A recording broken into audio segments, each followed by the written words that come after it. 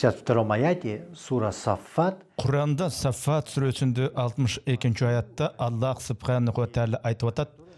Tozoktu zakkum деген аталыштагы bir darak ösöt. Biz al daraktı zalimler, günökörler tatçu bir baleye kılıp koyduk. Al darak tozoktun tüyünөн ösüp çıkkan. Anın mömölöründögü çanak şaytandın başı siyaktı. Zalimler, günökörler oşol mömödön jep kursakların toyguluşat deyt ayatta. Birde эми мындайча суроо туулат. Кээ-бирлер сурашат, ошол тозокто өскөн дарактагы мөмөлөр шайтандын башына окшош экендиги, аны залим күнөөкөрлөр жешери тууралуу аяттын түпкү мааниси кандай, түпкү мааниси эмне дешет. Биринчиден, ушул аяттын маанисин карап көрчү болсок, аны түздөн түз тикелей түшүнүп албастан салыштыруу метафора иретинде кабыл алыш керек. Шайтан сыяктуу күнөөкөрлөр кудум шайтандын башы сыяктуу мөмөлөрдү жешинин өзү коркунучтуу да эми. Күзгүдөн мисалы өзүңүз жеп жаткан көрүнүштү элестетүүнүн өзү үрөйдү учурат эмеспи? Салыштырып карай турган болсок, мына ушундай да аяттын мааниси. Анткени начар күнөөкөр жаман адам өзүнүн кандай жаман экендигин сырттан баа берип калыс көрө албайт барбыр. Аятта болсо күнөөкөр так өзү сыяктуу күнөөкөр шайтандын башындай мөмөнү жешинин өзү шайтандын кебете кешпири эми жагымсыз да албетте. Шайтан деген жандыктын түрү кебетеси өтө бир коркунучтуу болот. Салыштырып көрсөк, мисалы айрымдар шайтандын келбети кандай болот деп кызыгып сурашат эмеспи? Аятта дарактын мөмөсүндөгү чанак тозокто шайтандын башындай жагымсыз, түрү суук, ырайы суук деген маани айтылып атпайбы? Күнөөкөр залимдер өздөрүнө окшош шайтан сыяктуу азыкты, мөмөнү жейт деп атат. Аллах субханаху ва таалага ыйман келтирип ишенбегендер шайтандар сыяктуу. Чындап келгенде шайтандын башындай болгон мөмөлөрдүн тозоктогу даракта өсүп турганын элестетүү коркунучтуу. Анткени Кур'анда бейиш менен тозокту сүрөттөөдө, баяндоодо салыштыруулар, метафоралар өтө көп. Абстрактуу, өтмө маанидеги салыштырмайлар арбын. Айрымдар ал аяттарды физикалык турпатта кабыл алууга аракеттенишет. Андай кылган эми туура эмес. Анткени пайгамбар саллаллаху алейхи ва саллям айткан бир хадис бар. Эгер өлгөндөн кийин дагы акыретте өлүү бар болгон болсо, инсан бейиштин дарбазасын көрөр менен кубанычтан, бактылуулуктан, тагыраак айтканда, ажайып бир кооздуктун шунчалык кереметтүүлүгүнөн жүрөгү жарылып өлмөк дейт.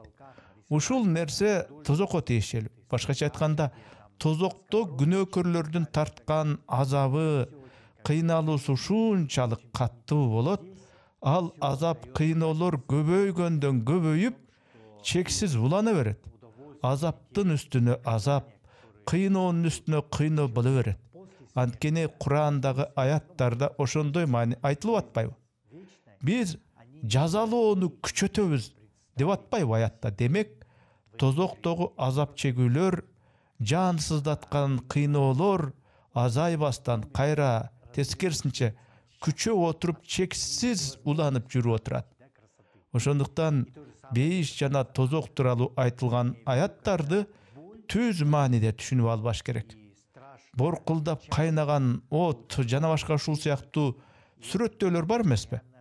Мына орто кылымдарда, маселен, католик чиркөөлөрүндө байыркы атактуу сүрөтчүлөр дубалдарга, шыптарга шайтандар адамдарды казанга салып, кайнатып, кууруп аткан сүрөттөрдү тартышкан эмеспи? Эми ал сүрөттөр аябай бир примитивдүү түшүнүктөр да чындыгында. Аябай примитивдүү кабыл алуу. Эми бу жерде аяттардагы нерселерди, айтылгандарды кабыл алуу да маселе. Инсан өлгөндөн кийинки акыретте аны күтүп турган ыракат жыргалдар, же жазалоолорду так биздин акыл эстин деңгээли менен гана өлчөп, биздин ушул дүйнөнүн ченеми менен түшүнүү, элестетүү мүмкүн эмес. Бейиш менен тозоктогу көрүнүштөрдү так өзүндөй элестетүү деги эле мүмкүн эмес. Мен жөн гана бир мисал келтирейин. Аллах субханаху ва тааля ушул жер жүзүндө өзүнчө ааламдарды жаратып койгонда, биздин мисал үчүн адамдар, инсандар ааламы, андан тышкары жиндер ааламы бар. Жаныбар, айвандар ааламы, өсүмдүктөр ааламы. Ошол ааламдардын бүт баары жаратканга, Аллах субханаху ва тааляга баш ийишет, сыйынышат. Асманда учкан канаттуу куштар дагы, бак-дарактар, тоо таштар баары инсанга күбө далил болушат экен. Башкача айтканда, инсандын кылган жакшы же жаман күнөө иштерине алар күбөлүк беришет. Ар бир адам кыпындай жакшы ишин дагы, күнөө ишин дагы көрөт сурак күнү.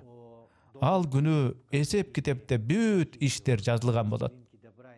Анан мен силерге Иорданияда окуп жүргөндөгү бир окуяны мисалдаткым келип атат. Бизге Тилаватул Курани Карим деген бир сабак өтүлчү. Курандан тигил же бул сүрөлөрдү, параларды, жүздөрдү окуп жатташыбыз керек эле.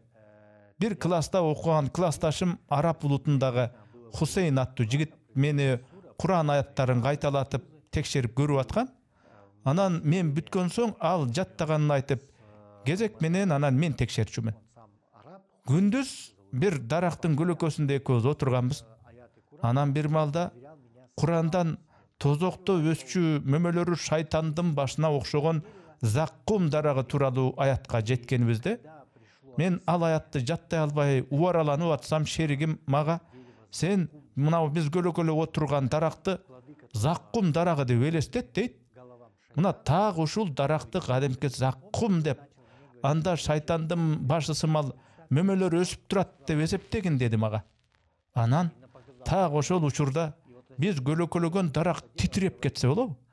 Кадимкидей каттуу силкине титиреп кетти.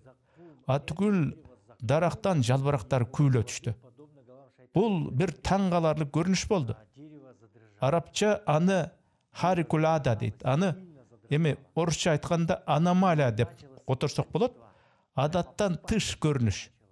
Аны керемет куулуш деп атай албайбыз албетте, бирок дарак силкинип титиреп кеткенде шеригим экөөбүз тең таң кала катуу коркуп да кеттик. Мен дароо астагфирулла ва атубу илейк. Аллах мени кечире көр. Бул дарак Заккум эмес, биз тек жаңылышып алдык дедим дагы. Анан дарактан обочо жака экөөбүз четтедик. Тигил силкинген дарактын айланасы күбүлгөн жалбырактарга толуп калды. Муну аномалия десек болот.